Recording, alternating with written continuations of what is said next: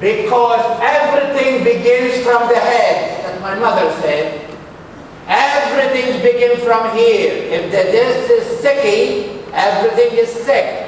If this is healthy, everything is healthy. Jesus is the head of the church, and keep it in your head. Because if Jesus was not in charge of the church, the sin of the priest, the sin of the bishop, the history of the church will destroy the church thousands of years ago. He used our weakness, our fragility, our nature. That's why we are members of the church. We are his vessels, we are his channels, but he is the head of the church. Keep that in mind. Oh, this is our church, we do what we want. Yeah? Tell that to Garanta, he will tell you. He is the beginning, the first from the dead. Jesus is the beginning. And he is the first one who rose from the dead. How beautiful, huh? He is the one who gave us that hope of the resurrection. That in all, he himself might be the preeminent, which means he will be the first. For in him, all the fullness was pleased to dwell. All right, I don't want to hear it from you. When we speak about fullness, what do we mean?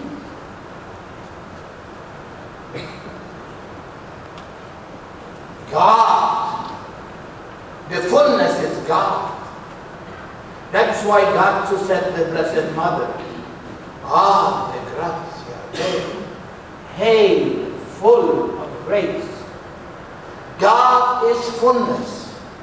And in Jesus, there was the nature of God. For in him the fullness was pleased to dwell. And through him to reconcile things for himself. Do you know when Jesus reconciled us with the Father? Because you would have got Father, you're supposed to know everything. Do you know why and when Jesus was reconciled with the Father? What about you? You are disqualified for it. I am going to put the people to disqualify. That's not good. All right. He reconciled us, look front. That is when we were reconciled to the Father. When he died for us. Make peace by the shedding of the blood on the cross. Through him, whether those on earth and those in heaven are saved. You say, what about Abraham?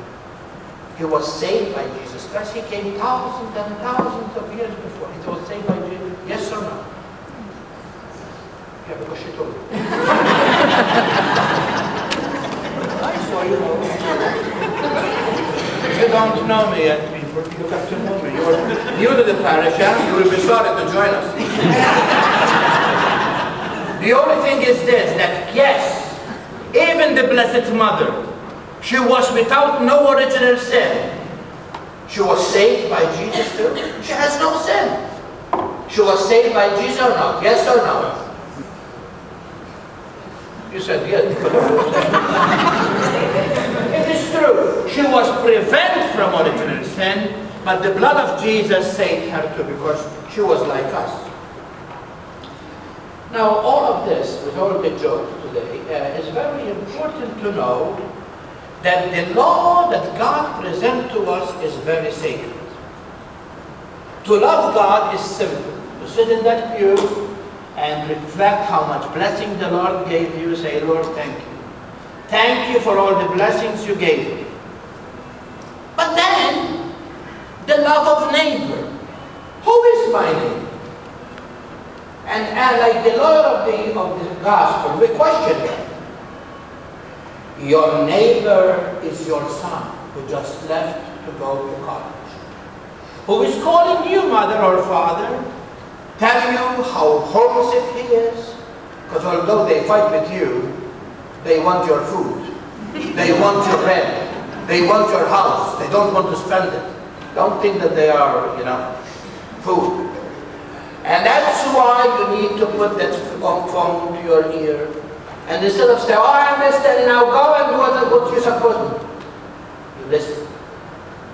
Your neighbor is your co-worker who comes to you and shares some bad news. My wife to the doctors, they sent her to a specialist, they found cancer. Instead of saying to him, oh, I will pray for you. Prayer is not going to cut it, dear people. You can pray how much you want. What is the action? Jesus didn't say to them, oh, I pray for you, go. He did something for them. Do something for them. Tell your friend, you go to the hospital, be with your wife, leave the children to us. Tell your wife we are going to cook extra and we are going to take care of these people. That is what Christians are about. What's good to come to church, we have a nice liturgy, and we shake hands and we think that we are all in Jesus, and then I meet you at ShopRite and you don't even look at my face. My dear people, we need to put our faith tangible. We need to really be real, because the love of God is a thermostat. And tell me how much you love God by the way you love your wife. When you don't have no time for people, you don't have time for God. You can tell me how much.